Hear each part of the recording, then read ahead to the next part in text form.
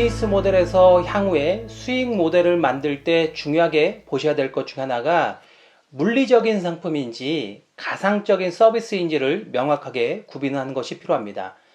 물리적인 상품은 우리가 눈으로 볼 수 있거나 만질 수 있는 것을 의미하고요. 가상적인 서비스는 우리가 스마트폰에서 간단하게 정보를 주고받을 수 있는 이러한 정보재 성격이라고 보시면 될 것 같은데요. 비즈니스 모델을 만들 때 몇 가지 접근하는 패턴을 한번 보도록 하겠습니다. 우리가 가장 쉽게 생각할 수 있는 O2O라든가 아니면 IoT 관련된 플랫폼들이 어떻게 비즈니스를 정의를 하냐면요. 우리가 쉽게 이해할 수 있는 여행으로 한번 접근을 해보도록 하겠습니다. 예를 들어서 여행자와 그리고 플랫폼이 있고요. 이 여행자에게 필요한 호텔 이런 것들을 중개해주는 이런 비즈니스가 있다고 가정해 보겠습니다. 그러면 비즈니스 모델을 보통 어떻게 접근을 하냐면요. 여행정보 서비스의 기본 로직은 콘텐츠를 수집이나 제작해서 서비스에서 배포를 하고 콘텐츠 소비자로부터 트래픽을 발생을 시키죠. 이후 발생하는 트래픽을 통해서 수익을 만들겠다라는 것이 일반적인 비즈니스 모델입니다. 주로 광고를 붙이거나 아니면 유사 상품, 여행 관련된 상품을 팔아서 돈을 벌겠다라는 것이 일반적인 비즈니스 모델의 접근법인데요. 그런데 한번 이런 것들이 이 기업이 세웠던 가설이 맞는지를 한번 검증을 해보도록 하겠습니다. 첫 번째, 여행 일정을 쉽고 편리하게 계획할 수 있는 툴을 제공을 하면 많은 사람들이 일정을 만들고 공유할 것이라는 이러한 가설입니다. 이 가설을 실제 한번 검증을 해보면요. 아무리 쉽고 편리한 여행 일정 툴을 제공한다고 하더라도 새롭게 학습해야 하는 문제가 발생을 하고요.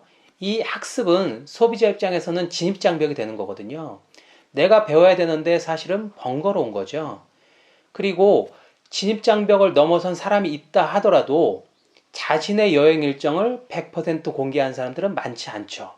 그래서 첫 번째, 우리가 여행 일정을 쉽고 편리하게 계획할 수 있도록 툴을 제공하면 사람들이 일정을 만들고 공유할 것이라는 가정은 사실은 맞지 않는 것입니다.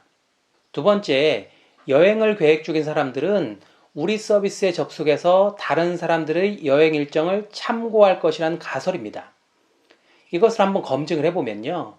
양질의 여행 일정은 콘텐츠가 누적이 되어야만 타인의 일정을 참고할 수 있는데 첫 번째 세웠던 가설, 진입장벽을 넘어선 사람이라고 하더라도 자신의 여행 일정을 100% 공개한 사람이 많지 않을 것이다라는 이런 가설에 분명히 문제가 있기 때문에 양질의 콘텐츠가 생산이 되기 어려운 것입니다. 또 이보다 더 큰 문제는 유통되는 대부분의 여행 일정이 계획 단계의 일정이라는 것입니다. 아무리 여행 일정을 철저히 계획했다 하더라도 실제 여행을 떠나보면 일정을 변경해야 하는 경우가 빈번하게 발생합니다. 이들이 여행을 다녀와서 해당 서비스의 일정을 업데이트하지 않을 것입니다. 대부분의 고객은 여행을 다녀온 뒤 여행 서비스를 다시는 찾지 않는 것이죠. 여행을 정리하는 소수의 사람들은 대부분 본인 블로그에 공유를 하지 혹은 본인 유튜브에 공유를 하지 그 서비스에 와서 컨텐츠를 공유하지 않을 것입니다.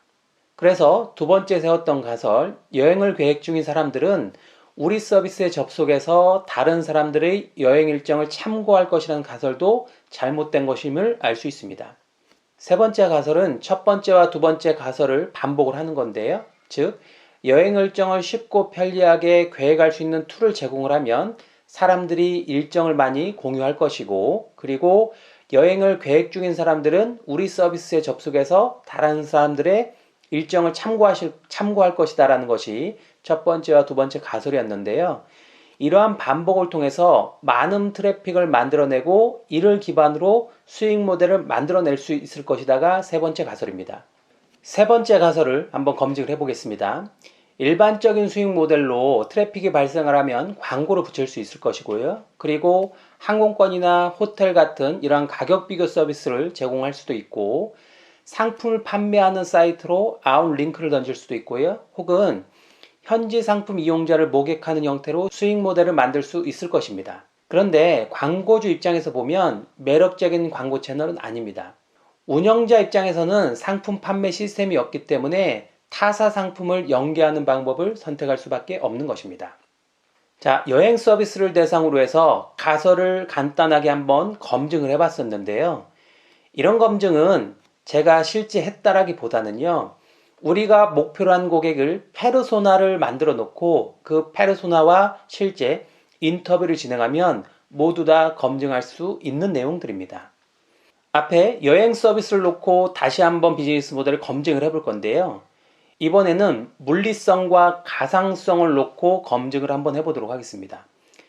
우리가 예를 들어서 여행자에게 필요한 여러 가지 서비스를 제공한다라고 하면 정보 자체는 가상성이죠. 그런데 만약에 호텔이라든가 항공권을 가격 비교를 할 수 있게 해주고 아니면 현지에 대한 음식적 정보를 올리기 위해서는 오프라인에서는 누군가가 영업을 해야 됩니다. 이런 것들은 물리성이 발생을 하는 거죠. 물리성이 발생을 하면 사실은 서비스가 커지면 클수록 변동비가 같이 커지게 되어 있습니다. 비즈니스 모델에서 수익을 만들 때 물리성과 가상성을 구분하는 것은 상당히 중요합니다. 가상성은 아무리 커져도 사실 비용이 크게 들어가지 않죠. 그런데 물리성은 그게 시설일 수도 있고 사람일 수도 있습니다. 물리성은 비즈니스가 커지면 커질수록 같은 비율로 증가하게 되어 있거든요. 그래서 물리성과 가상성이 갖고 있는 차이점을 한번 알아보도록 하겠습니다. 첫 번째 가치 원천부터 알아보도록 하죠. 물리성의 가치 원천은 물리적인 제품입니다. 어떤 기능일 수도 있고요, 디자인일 수도 있고 여러 가지 사용성이 가치 원천이고요. 가상성은 가상 정보가 원천입니다. 우리가 네이버를 사용하는 이유는 네이버에 아주 많은 정보를 찾을 수 있기 때문이죠. 만약 네이버보다 더 많은 정보를 제공할 수 없다면 우리가 가상성적인 부분에서 소비자들은 가치를 느끼지 못할 것입니다. 두 번째는 비용적인 부분입니다. 물리성은 앞에서 말씀드렸던 것처럼 비즈니스가 커지면 커질수록 그게 인건비일 수도 있고요, 물리적인 시설일 수도 있습니다. 비용이 커지면 커질수록 변동비는 증가하게 되어 있습니다. 반대로 가상성은 고정비가 크고 변동비는 영원에 수렴하게 되어 있습니다. 카카오를 처음 만들었을 때는 사실은 큰 돈이 들어갔지만 카카오가 사용자가 계속해서 늘어난다고 해서 그만큼 고정비가 커진 건 아니죠. 결국 많은 사람이 사용하면 할수록 변동비는 영원에 수렴을 했을 것입니다. 세 번째는 비용적인 측면과 연계가 되어 있는 건데요. 물리성 비즈니스의 경쟁의 무기는 규모의 경제입니다. 크게 해야 원가가 떨어지는 거죠. 앞에 얘기했던 것처럼 1000개를 매입할 때와 10,000개를 매입할 때 가격 인하 효과가 다를 거기 때문에 물리성은 규모의 경제가 비즈니스에서 가장 중요한 경쟁 무기가 되는 거고요. 가상성은 네트워크 효과가 중요한 겁니다. 네트워크 효과라는 것은 우리가 카카오톡을 연상하면 쉬운데요.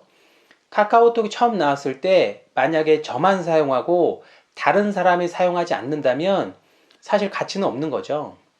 카카오톡이 현재 가치가 있는 것은 모든 사람이 쓰고 있기 때문에 누구나 아주 쉽게 카카오톡으로 연결될 수 있고 메시지를 주고받을 수 있고 관련된 여러 가지 업무를 처리할 수 있기 때문입니다. 이런 것들을 네트워크 효과라고 정의를 합니다. 네 번째는 비즈니스 모델 관점으로 생각해 보실 수 있는데요. 물리성은 각 제품을 적절한 가격에 판매했을 때 판매 단계에서 수익을 얻는 구조를 갖고 있고요. 가상성은 기존 정보는 무료로 제공하지만 다른 곳에서 수익을 창출하는 방법이 있을 수 있습니다. 우리가 네이버를 이용할 때 비용을 내진 않지만 네이버는 많은 방문 사람들의 트래픽을 갖고 여기에 광고를 붙여서 돈을 버는 것과 같다라고 보시면 될 것 같습니다. 다섯 번째는 경쟁의 형태를 보실 필요가 있습니다. 물리성은 다수의 기업이 경쟁하는 형태를 갖고 있기 때문에 여러 기업이 먹고 삽니다. 그런데 가상성은 승자 독식 현상이 두드러지게 나타납니다. 예를 들어서 메시지 시장에는 카카오톡 외에도 많은 서비스가 있지만 거의 카카오톡만 쓰죠. 그리고 정보를 검색할 때는 네이버 외에도 다음이라든가 네이트 여러 서비스들이 있긴 하지만 대부분의 사람들은 네이버나 구글 정도로 일부 서비스만 씁니다. 결국 플랫폼이 비즈니스를 장악하는 것이 주요한 경쟁의 형태라고 볼 수 있습니다. 사례로 놓고 보면 물리성을 갖고 있는 제품들은 가구라든가 가전제품, 자동차, 옷과 같은 것들이고요. 가상성 비즈니스의 특징을 갖고 있는 것들은 정보 검색과 온라인 쇼핑, 그리고 음원, 소셜미디어 등이 대표적이라고 볼 수 있습니다. 물리성과 가상성을 설명드렸었는데요. O2O 비즈니스라든가 아니면 IoT 비즈니스는 사실 물리성과 가상성이 혼재해서 존재합니다. 물리성과 가상성이 혼재해서 존재할 때는 사실은 우리가 물리성이 갖고 있었던 규모의 경제, 가상성이 갖고 있었던 네트워크 효과를 동시에 발현시키기가 쉽지 않거든요. 예를 들어서 IoT 비즈니스를 한번 생각해 보도록 하겠습니다. 우리 주변에 쉽게 볼 수 있는 것들이 아파트나 건물에 들어가면 차량을 인식하고 자동적으로 문을 열어주는 서비스가 있죠. 이런 것을 LPR이라고 하는데요. LPR 시스템은 차량이 들어왔을 때 차량 번호를 인식하고 사람이 거쳐야 되는 여러 가지 번거로움을 시스템적으로 풀어준 부분인데요. 차량 정보를 인식해서 서비스를 해주는 LPR 사업자들은 현재 시장의 대표적인 플레이어가 결정이 되어 있는 상태이기 때문에 후발주자가 들어가기는 쉽지 않을 거거든요. 그러면 틈새 시장에서 분명히 사업을 찾으려고 할 건데 이때 우리가 차량에 들어오는 정보를 갖고 또 다른 비즈니스를 만들어 보겠다라는 생각을 하실 수가 있는데 이때 만약에 오프라인에서 누군가가 관여를 해야 된다면 이것은 물리성을 속성을 갖기 시작하는 겁니다.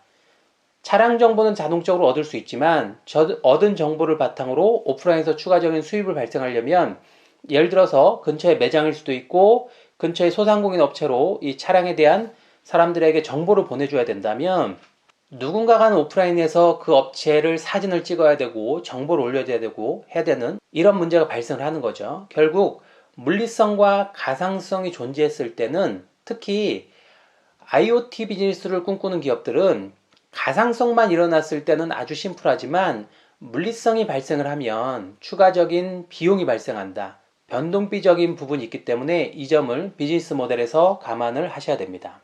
비즈니스 모델에서 고려해야 될 두 가지 비용이 있는데 크게 보면 고정비와 변동비가 있을 수 있습니다.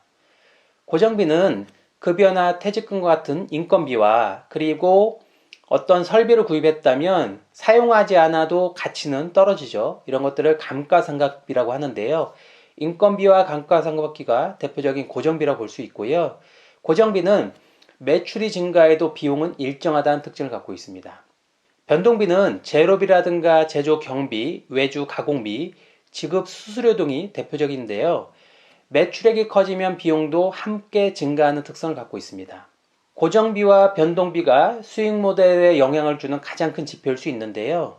고정비부터 다시 비즈니스 모델 관점으로 들어가 보면 고정비는 아까 말씀드렸던 것처럼 매출이 증가해도 비용은 일정하기 때문에 생산성과 품질을 향상시킨다거나 규모의 경제라든가 경영 곡선을 추구하는 것이 고정비를 중심으로 하는 비즈니스 모델 방식이라고 볼 수 있고요.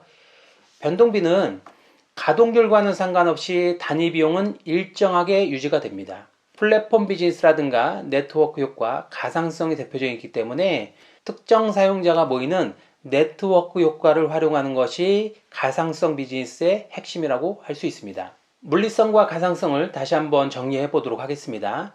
IoT 비즈니스는 대표적으로 물리성과 가상성이 같이 존재하는 거고요. 고정비와 변동비가 같이 증가하는 비즈니스라고 할 수 있습니다. IoT 기기는 하드웨어를 만들 때 규모의 경제가 발생을 하는 거고요. 여기에서 축적된 정보를 활용해서 우리가 의미 있는 정보를 만들어냈을 때는 다시 가상성적인 특징을 갖고 있거든요. 그래서 기본적으로 IoT 비즈니스라면 하드웨어에서 규모의 경제나 경험 곡선을 추구할 수 있는 역량을 갖추는 게 중요하고요. 이렇게 해서 데이터가 수집이 되었다면 그 뒷단은 가상성적인 측면을 갖고 있는 겁니다. 우리가 IoT를 통해서 수집한 정보를 고객에게 어떠한 의미 있는 형태로 내보낼 수 있느냐가 비즈니스에서 상당히 중요하다고 할 수 있죠. IoT 비즈니스는 기본적으로 물리성과 가상성이 같이 혼용돼서 사용이 될 수밖에 없고요. 그리고 앞에 얘기했던 센싱 기술, 네트워크 기술, 그리고 이렇게 축적된 정보를 분석할 수 있는 클라우드라든가 빅데이터, AI, 그리고 사용자한테 보내줄 수 있는 UI, UX에서부터 서비스 디자인, 여러 가지들이 같이 필요한 산업이거든요. 혼자서 모든 것을 하기에는 사실은 비즈니스 범위가 상당히 넓다고 볼 수 있습니다. 그래서 관련된 파트너와 함께 갈 수 있는 전략이 필요한 건데요. 이때도 여전히 수익 모델을 고민하고 비즈니스 모델을 고민하실 때는 기본적으로 이것이 물리적인 속성을 갖고 있는지 가상적인 속성을 갖고 있는지, 그리고 고정비를 활용한 비즈니스 모델을 만들어야 되는지 아니면 변동비를 활용한 비즈니스 모델을 만들어야 되는지에 대해서 깊이 있게 고민을 해보실 필요가 있습니다.